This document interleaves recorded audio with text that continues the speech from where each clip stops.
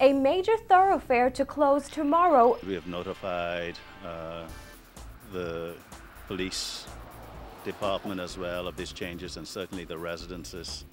We take a look at adoptions here in the country, plus the Bahamas joins the world for a major breastfeeding event. We're happy that we have mothers come out and sort of show off their breastfeeding.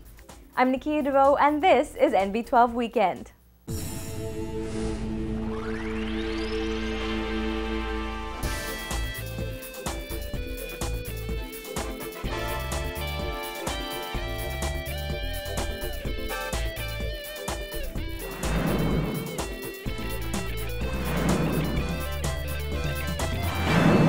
Joining us this Saturday evening. Topping news tonight, police have a murder investigation on their hands after a man was killed in eastern New Providence earlier this evening. We don't know much at this point, but we can tell you that a man is dead in College Gardens off Prince Charles Drive. It's also unclear if he was shot, but reports coming into our newsroom are that gunshots were heard in the area. We'll be sure to bring you all the details on the murder in tomorrow night's newscast. Well, Baha is reaching another milestone this weekend. However, it comes at the inconvenience of many motorists. But as Paige McCartney tells us in this report, the company hopes to make amends by the end of the year when a new road opens.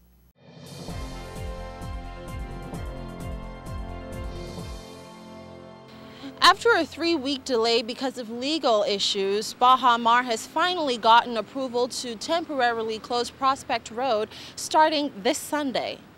It's the next step in the ongoing construction and development of the $2.6 billion resort in Cable Beach. The road was originally scheduled to close on July 15th. However, the date was postponed to this weekend because due process needed to be carried out, according to the Ministry of Works. Baha Senior Vice President of Administration and External Affairs Robert Sands said the closure of Prospect Ridge Road is critical for the progress of the resort's construction. He said it will now allow for the formal start of construction for the multi-million-dollar Jack Nicklaus Golf Course and the completion of Corridor 7, which will connect John F. Kennedy Drive with the new rerouted West Bay Street. This requires certain legal procedures and processes to take place.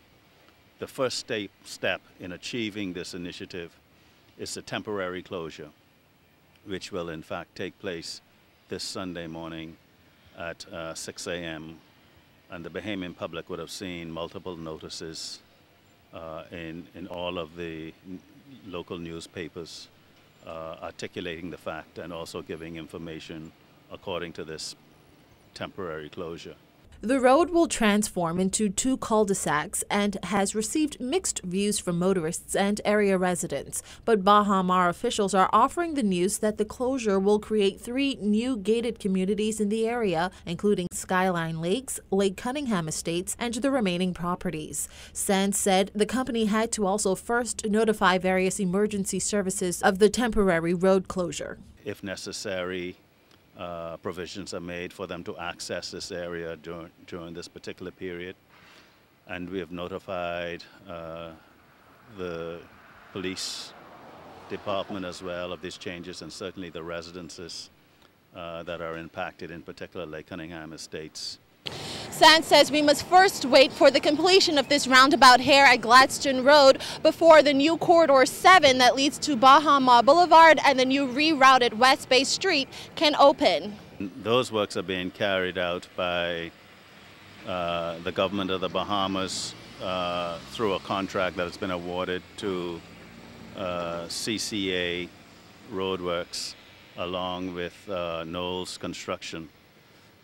Once that roundabout is in place, and we would have advanced our roadworks, which are moving quite smoothly, we are hopeful certainly by the latter part, the 3rd to 4th quarter of this year, that road should be accessible to vehicular traffic.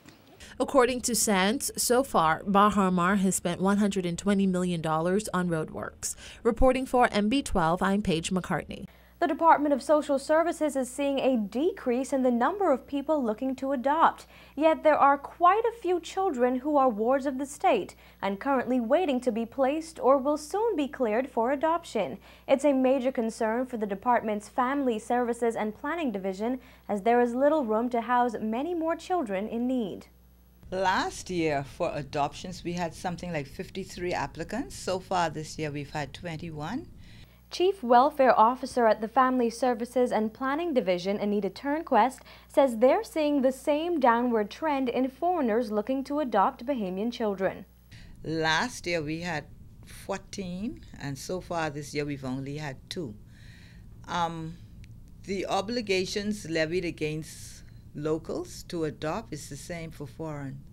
The only difference is the foreigner has an obligation to identify an agency wherever he or she is domiciled, and that agency prepares the adoption home study report, giving us a full history of that person. Turnquest says she believes the decline is due to the state of the economy. The government is also feeling the pinch with 300 children on the department's foster care program. That means they're placed in homes and receiving government assistance. Under the program, children aged 12 and under receive $200 a month, and those over the age of 12 receive $240 a month until they complete high school. There are currently 110 children housed in various child care facilities. At this point, only 6 of them are eligible for adoption. Our primary concern is to keep families together. And so when there is a need for us to remove children from their homes, we work diligently with the families with the hope of reuniting the child with parents. If this fails, then the child becomes a ward of the state. And it's at that point that we look at finding a permanent home for the child. 15 people were recently approved to adopt children. However, Turnquest says that all of them are looking for infants. She says that this is another reason why so many children remain in the state's care until they're 18 years old.